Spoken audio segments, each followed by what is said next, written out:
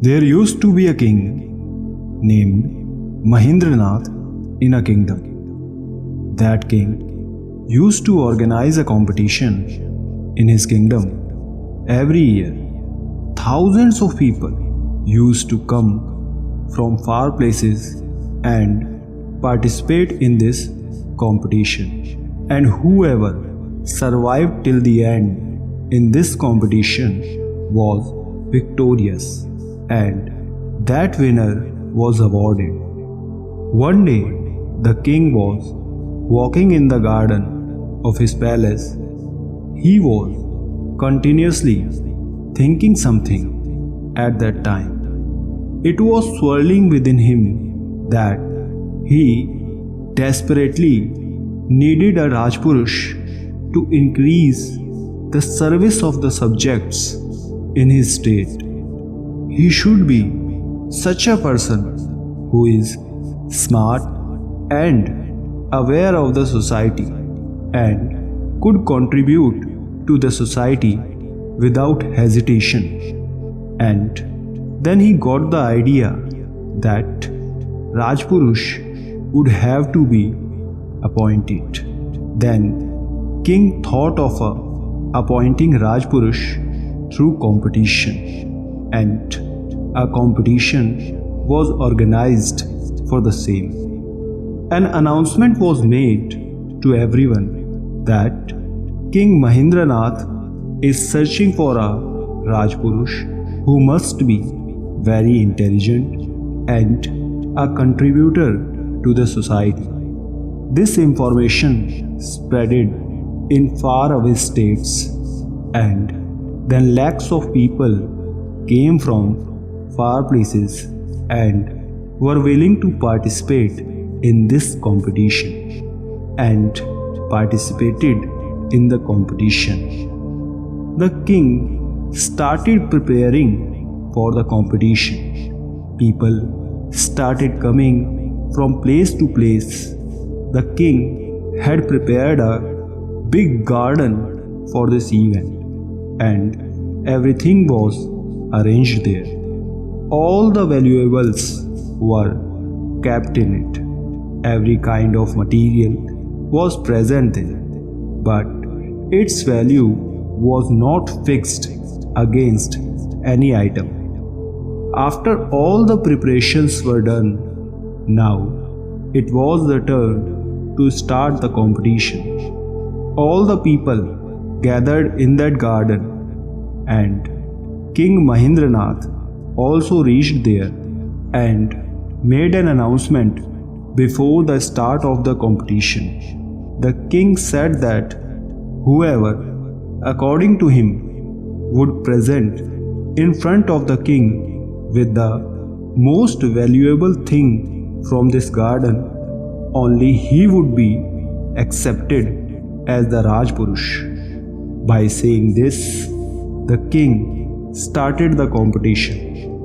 All the things were put in the line in that garden. All the contestants came one by one, and according to them, they started picking that thing which they think is right. Most of the contestants used to pick only priceless things, so no one used to go towards ordinary things in a hurry. Some contestants would present in front of the king with diamonds and jewels, some with gold and silver. Many people would take books, some would take the idol of God. All put different things in front of the king, and on the other hand, out of those things, the person who were very poor chose bread instead, as that was the most valuable thing for them. Diamonds and jewels, they were nothing in front of their hunger. While doing this, all the contestants presented the items in front of the king according to their ability, keeping the prize at the top. Among those contestants, there was a contestant who was very young and tough. That young man went in front of the king and stood empty-handed.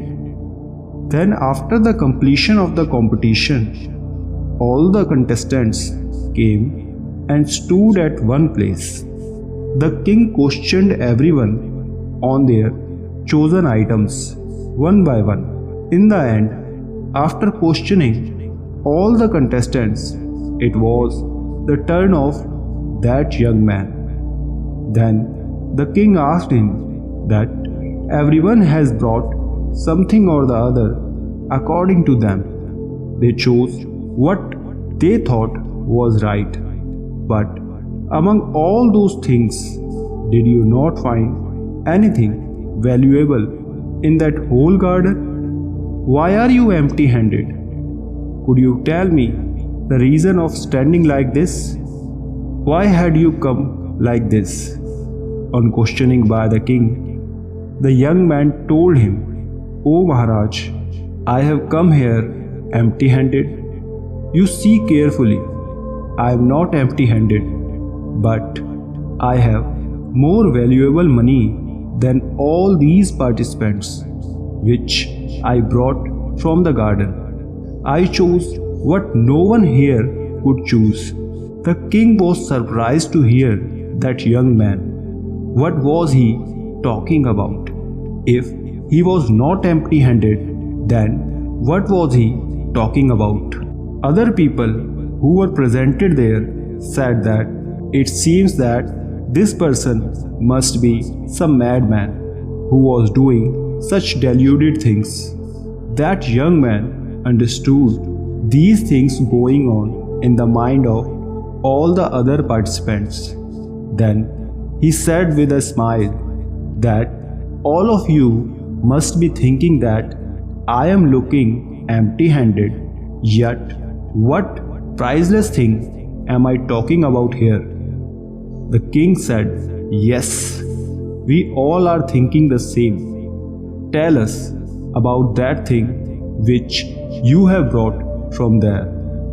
The young man started smiling again and said that the priceless wealth that I had brought from there, Maharaj, is nothing but contentment.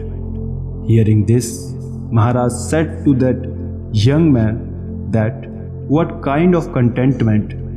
Then the young man said that, "Maharaj, it is such a satisfaction which is more valuable than these priceless things brought by all the participants present here. And this contentment is necessary because without it there is nothing." On this answer of the young man, the king again asked the question, "Will you tell how valuable it is?"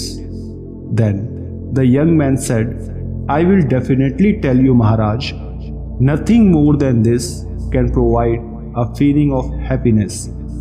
The young man further said that after acquiring these things, a person always had a desire in his mind to get something more. That is, after achieving all these, the person would be happy, but it would be temporary, and very soon their attachment to these will end, and they would move on to some other thing. And till the moment they did not achieve it, their greed for it would always be there. But when they achieved those things, then they would get happiness, but for some moment only. But on the other hand, the person who would have wealth of contentment, diamonds and jewels of contentment, that same person would able to experience true happiness in a real life and control all his material desires. Then there would be neither greed nor attachment in that person. He would be completely satisfied with what he had. And in the end, the young man said, "So, tell me now, sir, I have the most valuable wealth. In front of this wealth, all other wealth is nothing, and the wealth that I have is more precious and valuable. No one can deny this. The king was very happy. Listening to that young man, he became very much surprised by the intelligence of that young man and told him that he was right. There was no wealth in front of the wealth of contentment. If you had this, then you are the richest. And the king declared in his kingdom that I have found the Rajpurusha I was looking for. The king told everyone that he had qualified all his expectations. His thinking was same as expected, and by saying this, he selected that young man from lakhs of people and appointed him as a Rajpurusha, and he was honored. So friends, we get the same lesson from this story that no diamonds, gems, gold, silver, money are precious. If something is valuable, then it is your virtue, patience, and contentment. If it is within you, then you are the wealthiest person, and this right thinking and behavior of yours will take you on the path of progress. So don't be greedy or tempted by anything. Just be content, then you will get what you deserve. So friends, please drop a comment what you have learned from this story. Stay blessed.